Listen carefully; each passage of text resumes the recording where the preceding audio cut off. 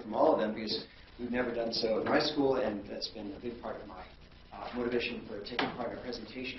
So I'm going to moderate some of our discussion, but they're going to really take it away.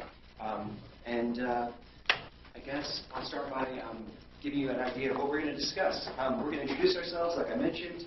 We're going to talk about the early leaders in any online program at school, where are they coming from, what are their motivations, how these programs are financed, the resources and the team you need to put together to run an online program well, the kinds of approvals you need from your administration and others on your campus, big decisions about asynchronous versus synchronous, faculty buy-in, faculty skepticism, what that looks like, how you address it, technology support. I'm especially interested in hearing what worked. Sorry, with faculty buy-in.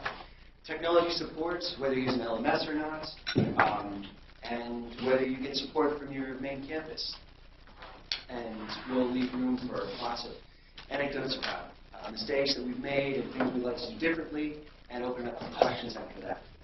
So, we all actually come from the Wiggle group. Okay. So the Working Group for Distance Learning and Legal Education. And this is a group that's been around for several years, really. And we're going to meet later today at 12, and I'm not sure what room in this room. So, we have it here. So please join us if you're at all interested. We have a really good time talking with each other every month.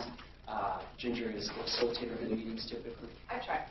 And it's for anyone, any level, anyone, beginners, experts, been around for a long time, everyone's welcome. Yeah. So who am I? My name is Will Monroe. I work at the LSU Law Center. I'm currently the interim director for the library and IT, but in my normal job, I'm the assistant director for instructional technology. I worked there for about 14 years. I have a lot of experience with the institution, the way it relates to the main campus. So the issues around campus support are particularly interesting to me. I also have an MLIS. So are there any librarians here who are involved with? Good.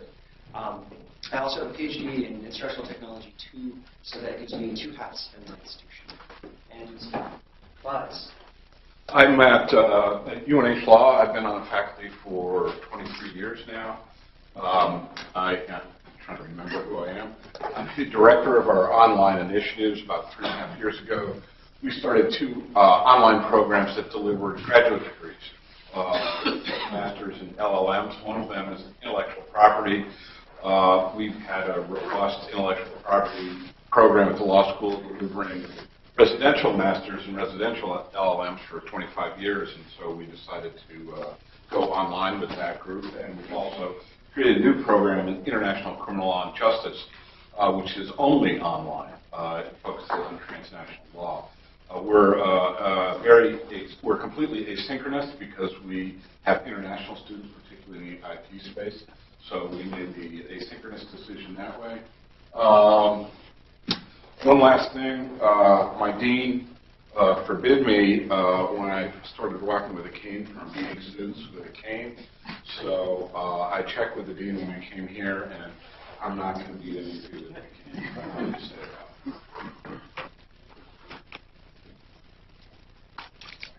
I'm Jack Graves from Florida Law Center, where I am the Director of Digital Legal Education.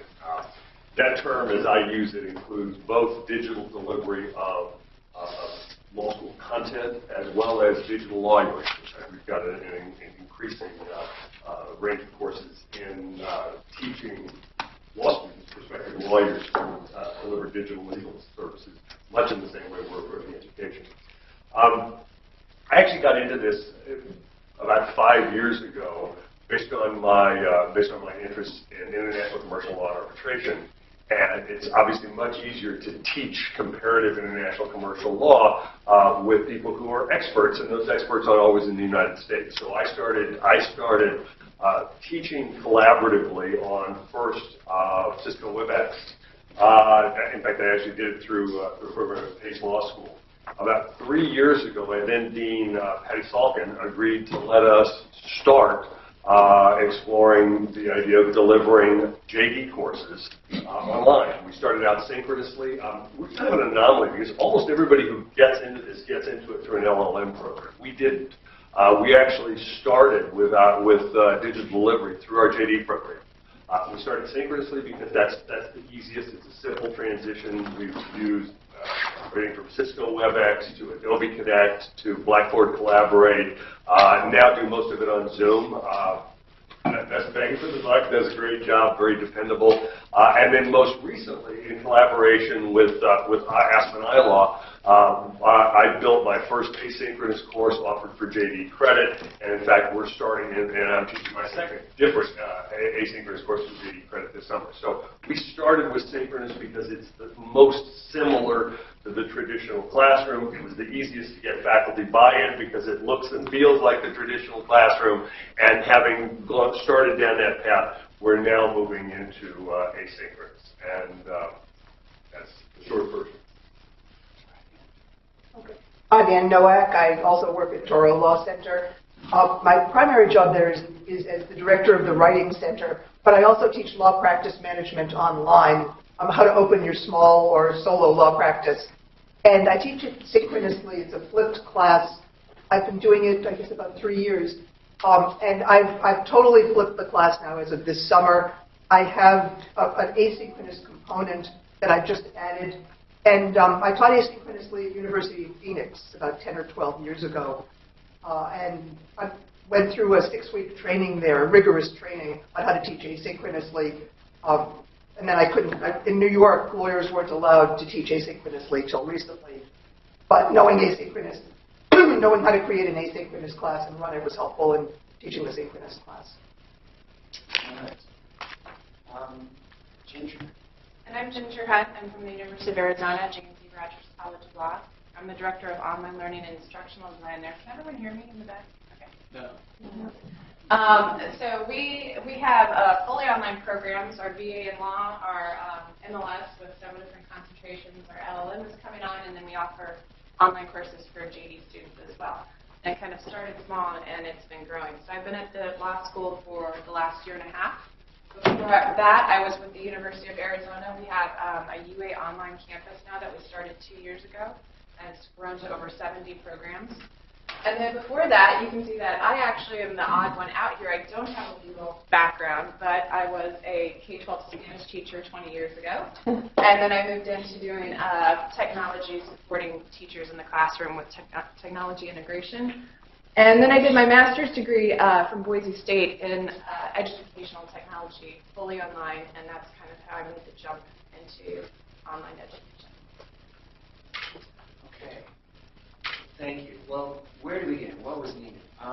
Usually, this begins with a person or persons, and we've called that. Actually, I'm sorry. We have key terms to discuss first. So, key terms. We met several times. You know, after the Wiggle Doodly meetings, we got together and we talked about this, and we realized that we really need to come together on these terms because people use different things in different places. So when we say residential, we mean brick and mortar or face-to-face when we use those 3 terms. Synchronous, asynchronous, synchronous meaning just that the delivery, you know, is at the same time. You're on some sort of platform like Zoom or Adobe Connect, and your teacher and your students are there at the same time. Versus asynchronous, where all of the material is out there and students access it at different times, whatever time they happen to be. And then blended, hybrid, and fully online. Fully online, obviously, everything is done online. Hybrid, where some of your classes have been replaced with online material. So if you typically have 3 classes in a week, maybe the students only come in once a week and they do 2 other classes online. And blended, really any course that meets, all of the classes meet in the brick and mortar environment, but they utilize online material like a flipped classroom. all right. Where did we begin? Who started it all? We were just having a discussion about this before when you all came in, whether this would be a faculty member, a group of faculty, someone else. So I think I'd like to start. Sure. Again, I'm somewhat unusual in this niche, and online learning doesn't typically start at most law schools with doctrinal faculty. I'm a doctrinal faculty member. I teach contracts, international commercial law, and arbitration, business law courses. And again, as I said initially, I got interested because I found that being able to collaborate and team teach with people scattered around the world was a really effective way of teaching international commercial law. And then once you start down this road, the benefits become obvious, and you go from there.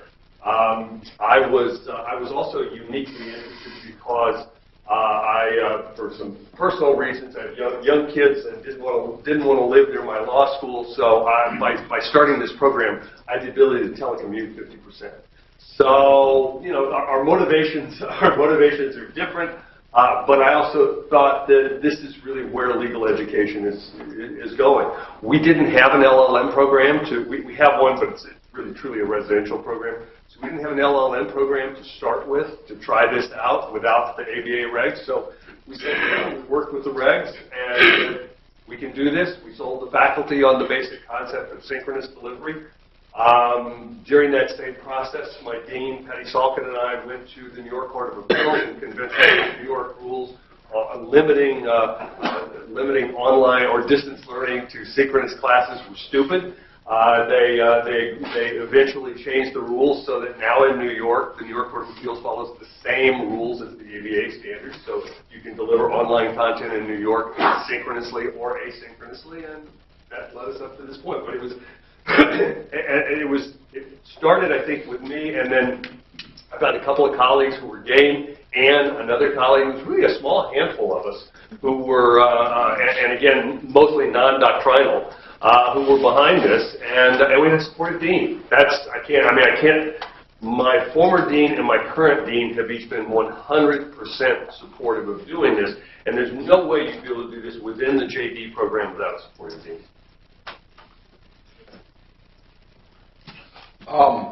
We had a kind of odd start. The former director of our residential international criminal law program decided he didn't want to do that anymore, and sadly I was drafted to take over the program. And my portfolio was to figure out, was there any there? We had not been attracting a lot of students to the International Criminal Law and Justice program.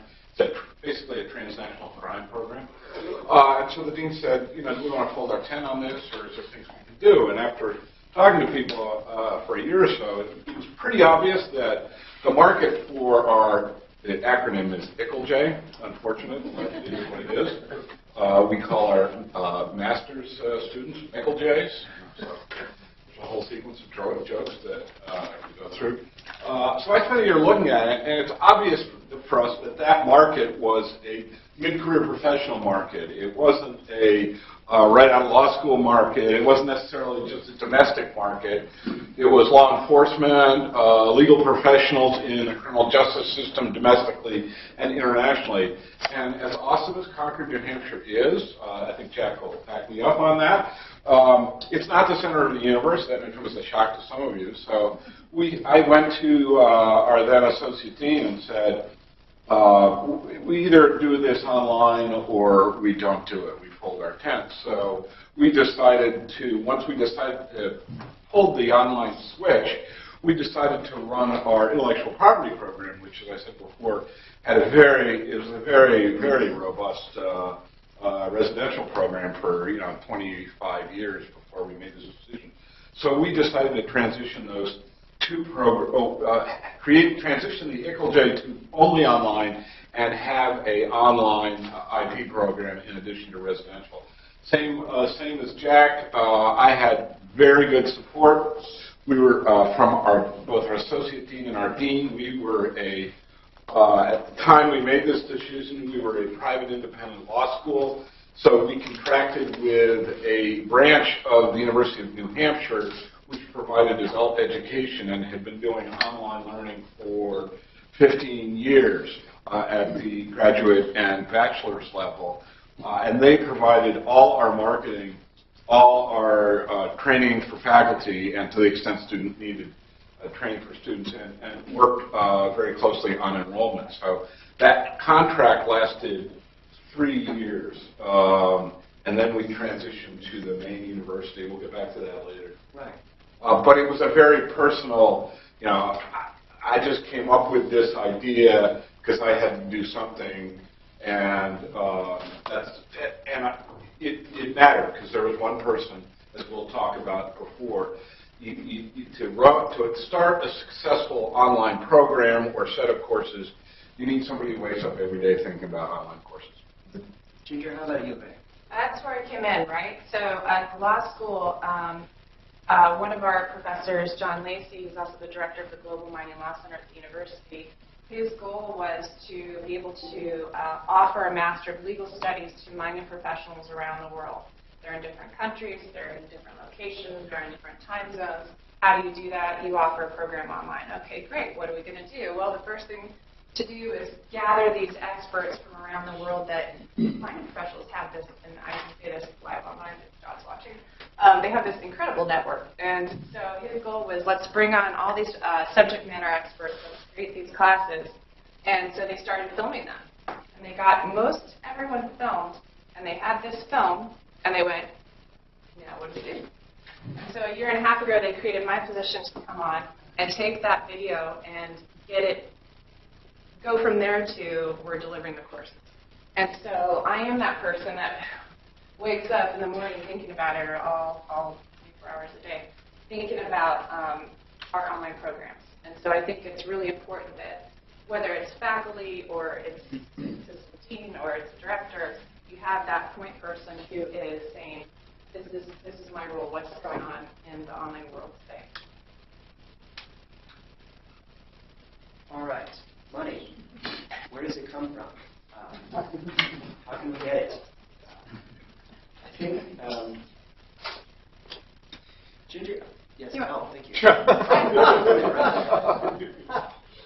Ginger, yeah. Let me start? Yeah. So as I just mentioned, John was able to grab these subject matter experts, and I'll tell you, a lot of people did this for free because they really wanted to see this happen. They came in, and there was grant money that he was able to bring together to fly them in and record in our education studio. So that was the money, but a lot of them did the recordings for free. A lot of people were teaching for free. We did it on a very low budget. My salary, our team is growing, but we are being very specific in who we hire and where we spend our money. And so we did do it on the cheap as much as we could, and really grant money. And gosh, at the University of Arizona, when we first started our online programs 2 years ago, there were 2 programs, I believe, I'm recording, that made money their first year after paying back all the expenses. So really, online programs do take a couple of years to generate that revenue to pay everything back that you put into it up front. Our contract with the outside provider was a revenue sharing contract. All the costs that we bore in the first 3 years during that contract were hiring of adjuncts, which was a relatively, in the context of the revenue we were generating from students, was a relatively trivial amount. So we made money the first year and continued to make money. We've now transitioned to the University of New Hampshire. The main campus is in Durham. We're in Concord, but it was a good transition because we did not need to use them to train a lot of faculty, because our faculty, which is almost exclusively adjunct, were all trained. So we now are not revenue sharing, and we're not absorbing any extra cost because we're now part of the university. So it was, I'd like to take full credit for that, but planning that out that way, but it was fortuitous that we merged about a year and a half into our 3-year contract, so we could make that transition. So practically speaking, we are absorbing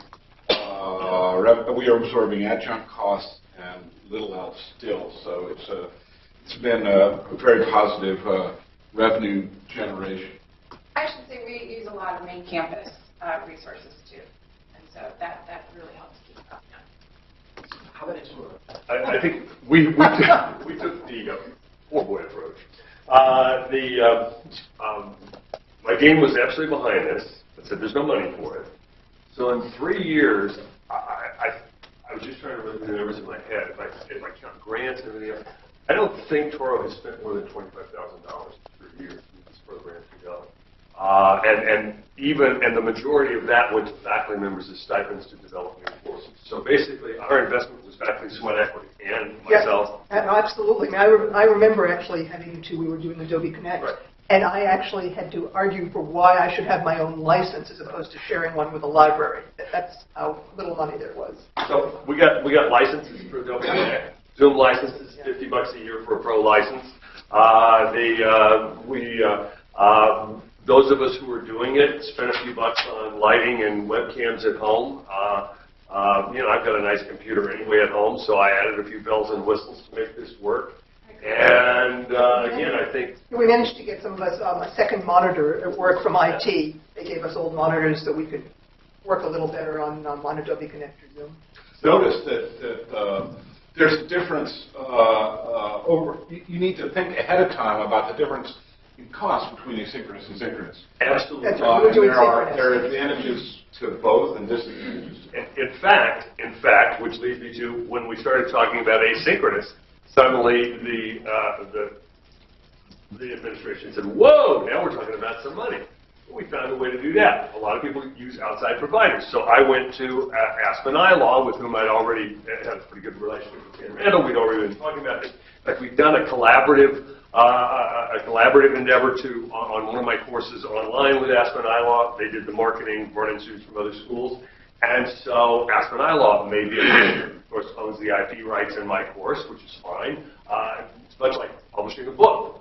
You go out, you find someone who will help you to develop the course, and you take royalties on it as it's delivered. So again, I think we took an approach, both the initial synchronous and as we moved into asynchronous, that involved almost nothing out of pocket. And let me just finish this, and I see there's a question over here. I think we were lucky, and I think everybody here, if you're thinking about starting one, we're at a unique time. Because not very long ago, you had to build all of this yourself. And when you hear the stories of I spent $50 million for this, those were the people who were building it themselves. It's almost all available today on off-the-shelf cloud-based systems. You just have to know who the vendors are and how to put the pieces together. You need some expertise. People like Ginger, we don't have one of those. We learned it all ourselves. But none of us are instructional designers at Toro. And I think we deliver a pretty good product. Now, when we got to a point where we went asynchronous, where instructional design is important, we went to an outside vendor for help. In our case, Aspen iLaw. And we started out with an outside entity that had experience in the area, and they did everything to start up. And that worked well for us because I was not known at the law school, and the faculty is a technology kind of guy. I mean, I teach with a lot of PowerPoint, but that's the extent I'm using technology before I started this. So a different model, but effective for us. Yeah, I noticed that none of you have mentioned the cost of attracting students as part of your costs, the marketing costs.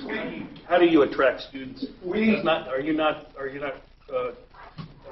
Does your budget not include that cost? When we had our 3-year contract, part of that contract was the outside provider would provide all the marketing stuff. They had their own robust enrollment management team, including a marketer, an admissions style person. They had an online call center. It's very much the case with online students. So that never hit your budget in terms of your ability? Well, there was a revenue share. So if we brought in $100,000, they would get a cut of that. They didn't slice out marketing from that. Marketing, without question, is the most expensive piece of. That's my point. Starting these programs, the hardest thing to do is attract students. We now do our own marketing in-house, and it's expensive. But maybe Ginger has something to say. Yeah, I'll speak to that too, because I was thinking the same thing as they were speaking. So when we really did start at the super cheap auto store, it was word of mouth. And when I say the mining professionals, they really do have this incredible network. It really was John going to conferences and summits and saying, hey, this is what we're doing, or making phone calls, or reaching out to the different mining companies saying, this is what we're doing, if your employees are interested. That was the low-cost approach, is just having someone who is, their heart and soul is into this project, and then going out and saying, let's do this. And our first fully online student was from one of the mining companies that he had spoken to. Since then, not only do I send out little emails to all students, all law school students every semester saying this is what's coming up in the fall, and to mining and engineering, the other colleges around campus that may want to take some of our courses. Our in-house marketing, Tracy, Assistant Dean of Marketing, she works very well with, let's get it up on the website, let's do our social media push, here's our Facebook ad, here's the different kinds of places where we could hand out flyers if people are going to be out here. One of our teaching fellows went to Brazil over spring break and took PowerPoints, and she actually took little USB, rather than hand out flyers and brochure in Brazil, she took little USB plugs with all of her information and handed them out to students as she went around, and it's been effective. Since then, we've grown, and now that our programs are going through the UA Online campus, they take 35% of our tuition off the top to pay for everything that they do. And part of it is marketing. And they have a huge marketing push. So the banners appear when you're on the internet and all of that stuff. So it started here and it's just grown. Notice the advantage of the specialty program. Your questions? I have a question. Maybe I'm ahead. We just started an LLM in immigration law. It happens to be the only one in the United States. So when people Google from foreign lawyers, when they Google immigration, it comes there. And my problem is I don't have anything. It's me. No receptionist, it's me. But my question is regarding the bar exam. A lot of the inquiries that we get, I don't know about New Hampshire, but in Texas, the Supreme Court has said, like in New York, if you get an LLM, you can take the bar exam for a lawyer if you take certain number of bar courses. I think we got the model from New York because it's the same way. How do you deal with a foreign attorney that says, not only do I want to get the LLM, but I would like to take the bar exam locally? And it depends on every state. You guys were talking about New York does not allow it, right? New York, my recollection is New York still won't let let a foreign lawyer use an online LLM take the bar exam. It cannot be online. Right. What has changed is there was a separate New York rule that said that in a JD program, asynchronous online courses couldn't count for a JD. Yes, that's been changed. That's been changed. But my understanding is that the limit you're describing on online LLMs as a ticket to take the bar exam, that hasn't changed. I'm sorry, I misspoke. This is correct.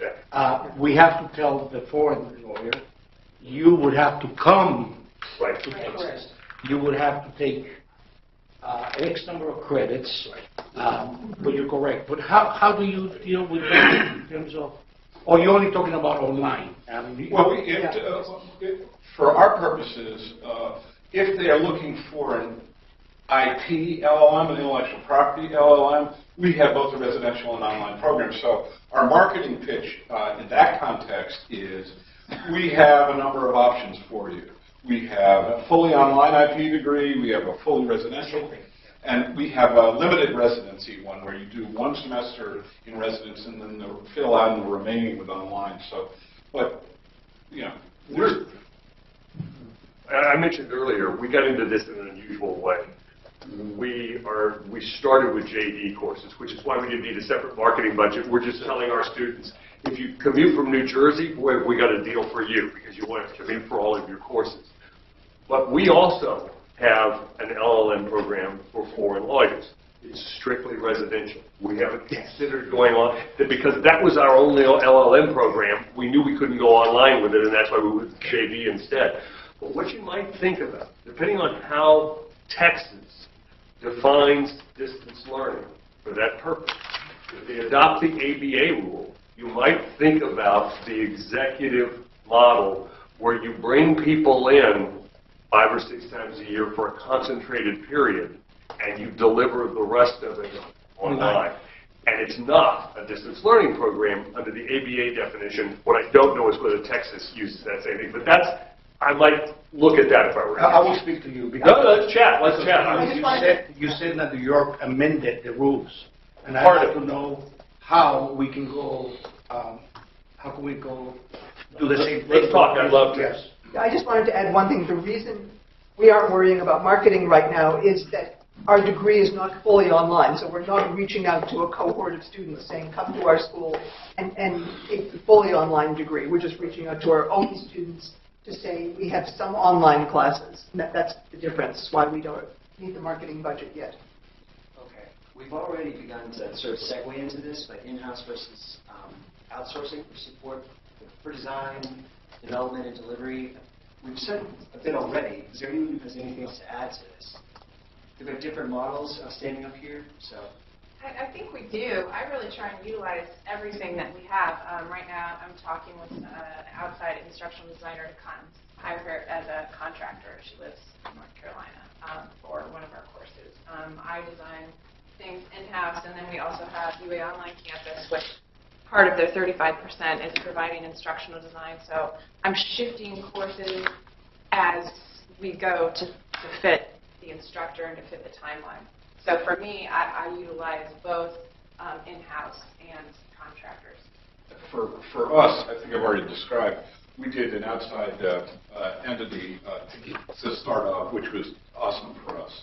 It really, they had expertise, they knew how to do it. I didn't know anything, and it was a good revenue sharing plan. And then, because it was so easy to start an online program from scratch, we decided to merge the law school with the major university. But that transition was fortuitous in that we then, once we ended our 3-year contract, we could transition into the services provided by the university, which included assistance in marketing. It included, we have a half-time person, course designer, fully dedicated to the law school. And the IT piece is completely taken care of by the university at extra cost. So, it's a wonderful model. I'd again love to take credit for planning it out that way, but it just was fortuitous and worked really well for a law school where nobody had been thinking at all about online learning. We just had outside experts at a good price. Okay. I think I guess the only thing that I would add is there are a range of different approaches you can take with outside expertise, from hiring your own course designers or your program developer, to how hiring someone to come in and take your existing residential program and simply make it online. Which is what my law school did. To you, I'm thinking to you with Syracuse right now. My instinct from just the stories I've read and the people I talk to is that legal education, for better or worse, still faces a sufficiently unique set of challenges that I think it is hard to go to a generic provider that says we can take any educational program and move it from residential to online. I think that's less useful than finding someone with some experience specifically in legal education. But that's just my own individual perspective. I just want to say something quickly about delivery, IT backup. So at University of Phoenix, they had 24-hour IT helpline. I called them all the time at about 2 in the morning for this asynchronous course. At Toro, it's basically Jackie's here helping. well, pretty much. A couple of librarians who know the platform. They know they're great with Adobe Connect and now Zoom. But I would call Jack when the first year we did Adobe Connect. I would call Jack. I would practically be hyperventilating because I was fine on my end, but students would be crashing. The computers would crash. I would have no idea what to do. And now that we've moved to Zoom, Zoom is much more stable. We don't have those problems. But we're doing this. This is a high wire act without a net. But we're succeeding. So you can do this too. Zoom, just consider Zoom. It's much more stable. Okay, so let's move on to approvals, the work of curriculum committees, the kind of support that you need, university approvals, the New York example. I want to spend some time on this, but I know we have some other topics we want to get to as well. So, Ginger, can you speak to that first? You know, I think you have to start small and then get bigger, but it all kind of has to go as fast as it can at the same time, if that makes sense. You know, there's curriculum committees within your law schools that need to approve all this. Is this, of course, appropriate for a GD student? If it's not, is it the MLS committee that needs to look at it? All those small committees. Main campus, if you're a university, if you're working through a larger, you have to have those signatures from everyone saying, yes, this can be put on the online campus. You have to have the approvals for the curriculum. Yes, a certificate. There are certificates with it. Who needs to approve that kind of thing? Our BN Law is partnered with the School of Government and Public Policy, so we work with them, and if we make changes, how does that affect them? We also have hybrid versions of these courses going into micro campuses around the world, and how do the changes that we do here and we get approved over here in these two places affect those campuses? So there's a lot of things that you really need to make sure that you're talking and communicating with the different entities on your campus to make sure those are approved. And then also, you know, we're lucky UA Online, it works with HLC and making sure that we are in line and we have everything submitted through them and the ABA. So. We had accreditation for our master's degree from our regional accrediting agency, which we needed accreditation for our IP degree, but only as a residential program. Having online programs counted as a substantial change under their regulations.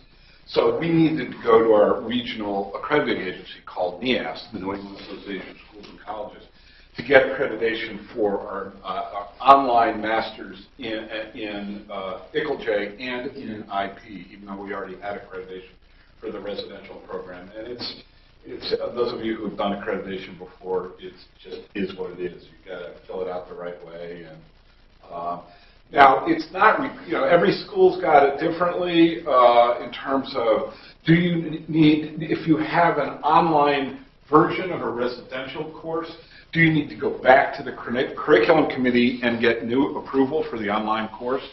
I wrote a set of policies for online programs at the law school that required that. It was built on a model developed by the working group, which Wiggle Dooley, right. And so we require, even if you are offering a course online that is exactly the same course and subject matter as the residential version, you need to go through new curriculum committee approval. I think we did that because we wanted people to take our online courses seriously. As all of you probably know, in many circles, distance learning, as we talked about in a session yesterday, distance learning is a pejorative term. So we wanted to do everything we could to develop a rigorous process for all our online courses, be it in terms of training or accreditation. So we needed, every course had to go through curriculum committee approval. On that specific point, we took a little bit of a different approach, and again, see what works for you. But it's one of the things that we did a lot of things that didn't work, but this actually worked remarkably well. Because we were starting with synchronous and kind of said, we'll deal with asynchronous down the road. And because we were dealing strictly with JD, we had to deal with meeting standard 306 and the whole curriculum committee. As you know, standard 306 says you have to have a curriculum committee and faculty approval, not just of the content of the course, but of the delivery method.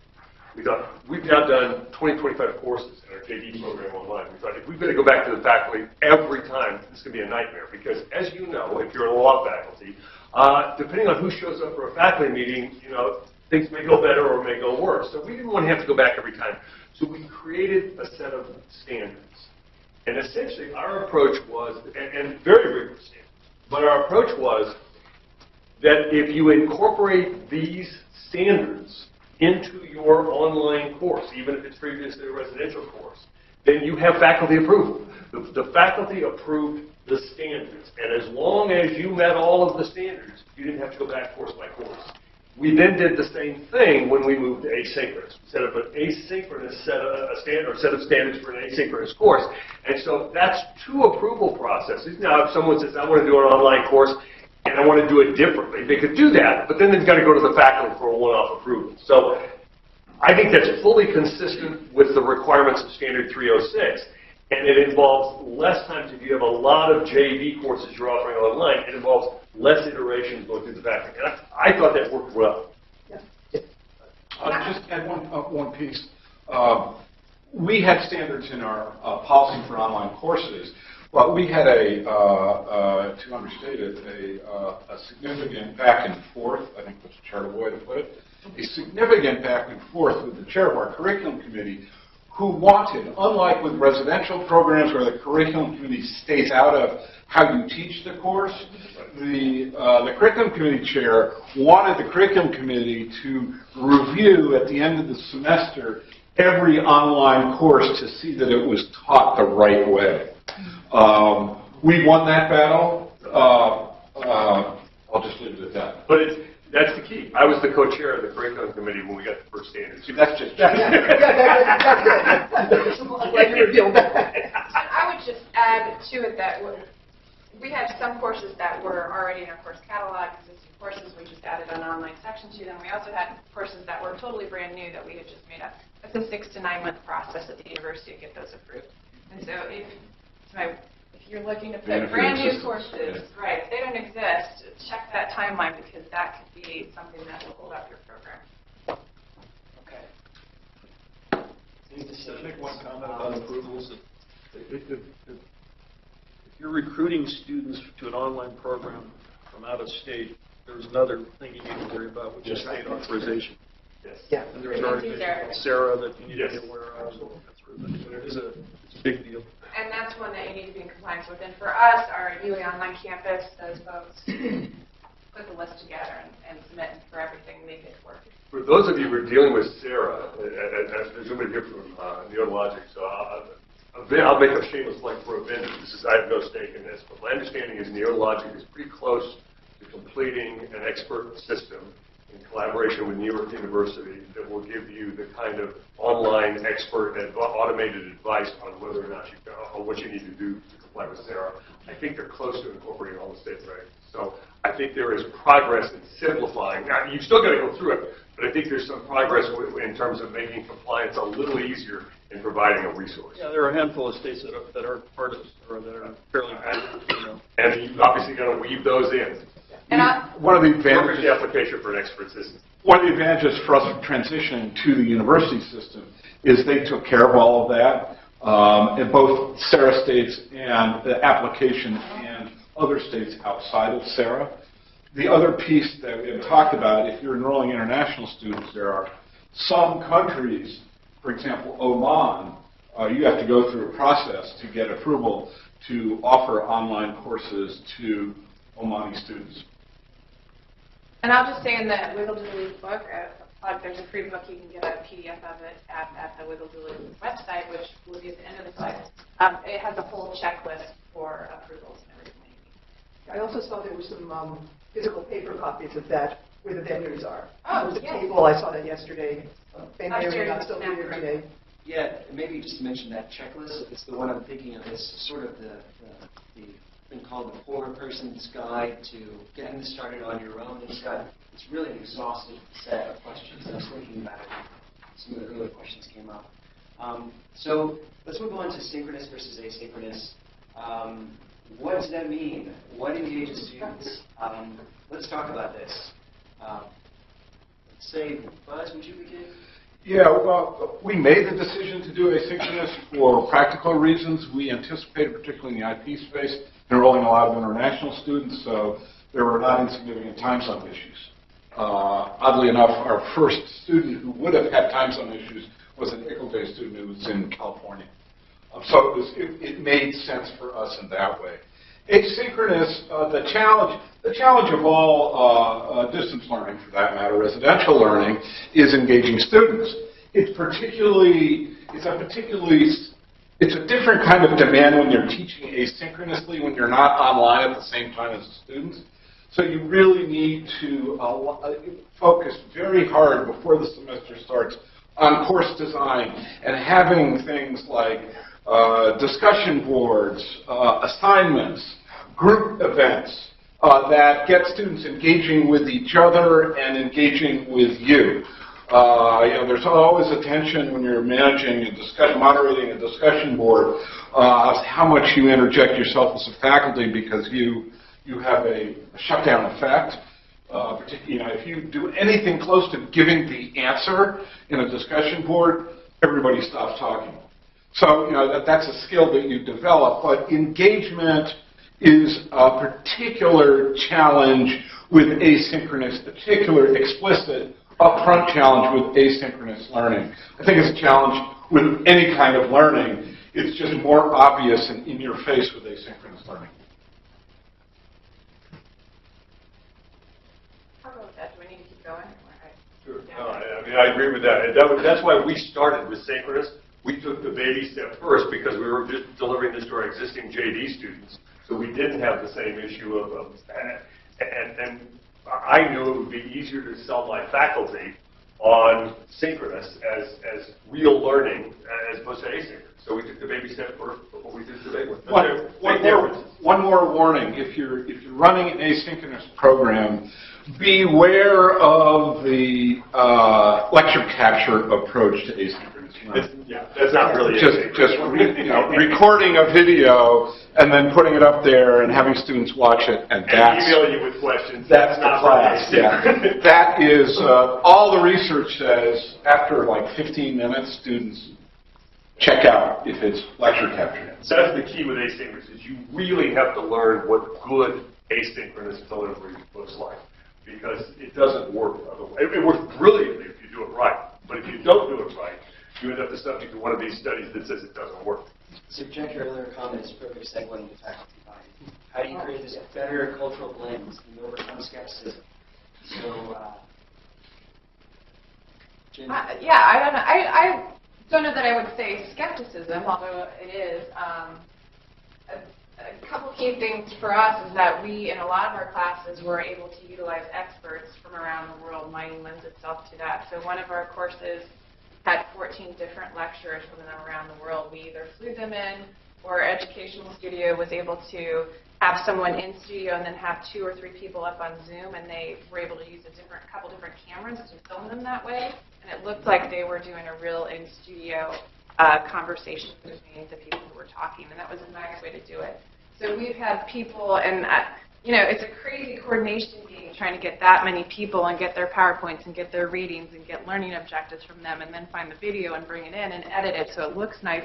It was a crazy, crazy time, but the course was very well put together, and it was a nice delivery for the students to even have that change from one instructor to bring in all these subject matter experts. So people get really excited when you talk about the opportunity to do that, bring those kinds of people in. And another big thing is, teach from wherever you are. Are you going to spend a semester somewhere else? Well, you can still teach, and that was I think that's a big motivator. For us, one of the great values of asynchronous teaching for us is 2/3 of each program are adjuncts, both the IP and the ICLJ. We can go around the world and get the experts we want to teach our asynchronous courses. 2 of our ICLJ experts are in Australia. 1 is in Colorado. Another is in Washington, D.C. I mean, we really can go out and get the best experts we can find in that topic area, which is a not insubstantial marketing piece for us to be able to say that.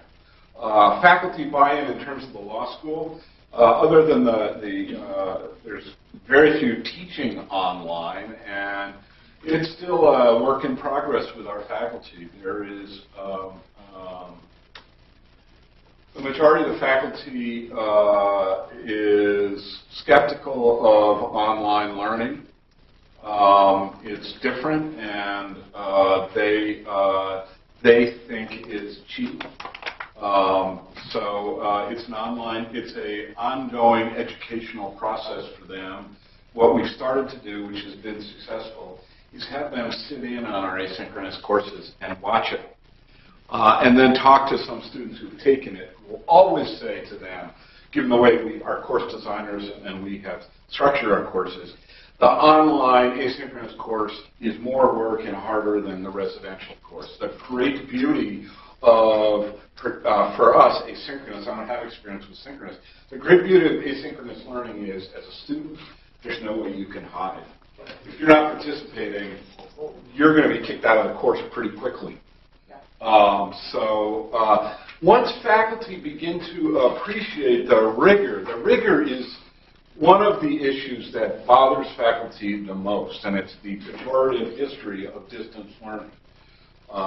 Once you start to cure that problem, you're well on your way. The other piece of it that is hard for faculty is, as a teacher, as a residential teacher, in spite of the fact I no longer can beat my students with a cane, I'm a very animated teacher in class, and I move around a lot. I'm very physical. I bring a lot of my personality to the classroom. To say the least, none of that works in the asynchronous space. So I can't describe how much I've grown learning how to be, to the extent I even am, a quality asynchronous teacher. It really has been a wonderful, I hate to put it this way, but a growth experience for me. I'm well advanced in age, and so it's really been a delight in the last 4 years as I entered my 60s to have this whole new, this figuring out how to teach asynchronously.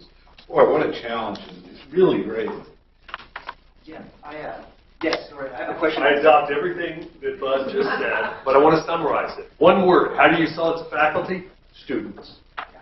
Our program was approved the first time on a pilot basis because no one really believed in it. They said, they'll shut up and leave us alone, and, if we'll give them a pilot. Once we got our foot in the door with the pilot, the students carried the day. The students love it. We have a bunch of commuter students, especially our night part-time program commuter students. They love this. And at that point, they were never going to plug the dive. So we're moving towards the end here, and I kind of want to ask a question of all of you about how you both, you've just spoken so enthusiastically about how this was professional growth for you and growth as a teacher. How do we get faculty there? How do we prepare faculty? How can faculty prepare themselves? I mean, you've both done this. So kind of as we move into this session, well, we're talking about technologies, but I also want to think about that. A few minutes we have left. Yeah, I think it was an interesting debate I had with a colleague during the end of a colloquium where I was talking about flipped classroom. And I think for a lot of people, what you've got to do is you've got to get them to step back on teaching methodology generally. If someone really believes in Langdellian case method, you're going to have a tough time getting them to asynchronous, certainly to asynchronous, and maybe even to synchronous. And so it's almost, to get your faculty to think particularly about asynchronous, you've really got to get your faculty to be willing to step back and think about teaching and learning, and to recognize that maybe the Socratic method, the case method, the read a case before class when you have no idea what you're reading and will disentangle it when you come to class, maybe that's not the best way to teach law. And if you can't get past that, then you're never going to get to asynchronous. And I'm not even sure you're going to get to synchronous, although you can certainly interrogate students using the Socratic method on Zoom. But I think asking your skeptical faculty to adopt online teaching methods skips the step of asking your doctrinal, especially the doctrinal faculty, to really rethink what they're doing, why they're doing it, whether it's effective. I'd say 3 things really quickly. One, the beauty of asynchronous courses is you have a historical record of the whole course. And so you can give them access to like International Criminal Law Survey, and they can spend the summer just at their own leisure walking through the course and watching and looking at what happened, number 1. 2, if you have a quality IP department, and 3, if you have a quality course designer who have experience doing this, getting faculty who may want to try it out technically capable of doing it is easy. It's really not hard at all. I'll just say I take a kind of a tiered approach to the whole thing because the technology that we need, well, we have our LMS support for main campus. That's 24/7 technology support. Our IT department, I work hand in hand with them on video and different things that go on. And so we have those different areas of support for technology. And I feel like we do a pretty good job. I am physically checking in with each course and each instructor every week, and so if there is a technical issue with the course, that still lands on me because I'm a one-man team right now. So I think there has to be a person who can help with that technology support within the course itself. But as far as the tiered approach, and this may be coming from a K-12 education, is you don't use a technology just because it's a cool technology to throw in a course and gee, wouldn't that be fun? That's going to be a disaster. The instructor doesn't know how to use it. It's not going to go very well. And so instead, what technology fits that curriculum and that content, and how can it support it in the best way? And then, does it fit with whoever's teaching the course, right? And if you start out here, okay, and we run it one time and everyone's comfortable with it, and hey, gee, couldn't we use VoiceThread and throw that in there? Is anyone comfortable with that? And making sure that you have that technology support in place so that you just don't jump in with a bunch of cool tools that end up failing the students and the instructors.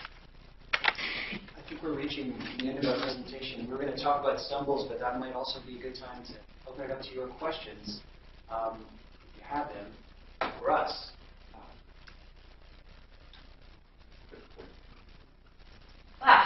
It didn't go. It didn't show up. Yes. They took a very mean picture of me last night after 2 margaritas. Remember, it was her 2 margaritas. You ordered that. Yeah. So I'd like to dig a little deeper. Anyone started to, Just a moment. I'm listening. They may be ignoring you, but Contact information. has anyone started to research the benefits of synchronous versus asynchronous and online versus residential? Like, what are the learning impacts with online law courses? How are students scoring in residential courses compared to the equivalent online courses? There is little research in terms of law in that regard. There's a lot of research in regard to online versus residential in undergraduate space, which suggests it's at least as quality a learning experience.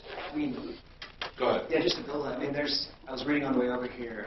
There's some meta-analyses that came out a few years ago that looked at these questions, and although I can't remember the citation right now, I think it came from the Department of Education, right? And they found modest gains for online versus face-to-face. There's a lot that needs to be taken into consideration when you look at statistics like that, but I do have one very recent piece of data. I created a course in international sales and arbitration, combining the two. I wrote the case book. I've been teaching it for about 10 years. No, almost more like 15. Time flies. I, about 5 years ago, took it online in a synchronous class. I did it the first time asynchronously this past spring.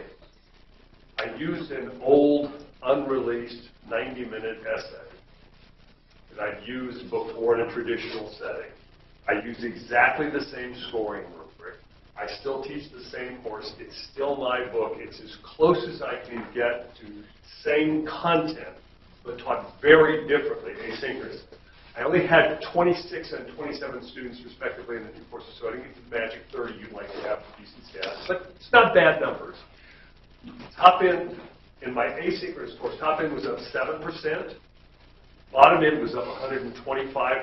That may have been an outlier, but most importantly, the mean and median were up 32 and 35%. So basically, the courses, the performance as a whole was up a third. And I think the reason is largely what Buzz mentioned. They can't hide.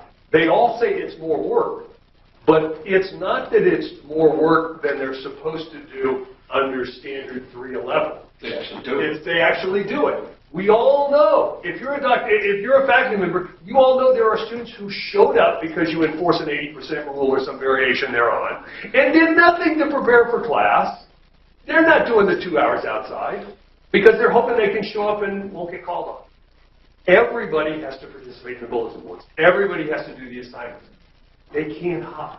And I think that plus lots and lots and lots of scored 10 formative assessments that were scored, separate and apart from the unscored, during the course of the semester. I think that makes a difference, and that's asynchronous. So I've seen the same DOE study that I was talking about. Small data set, just one, but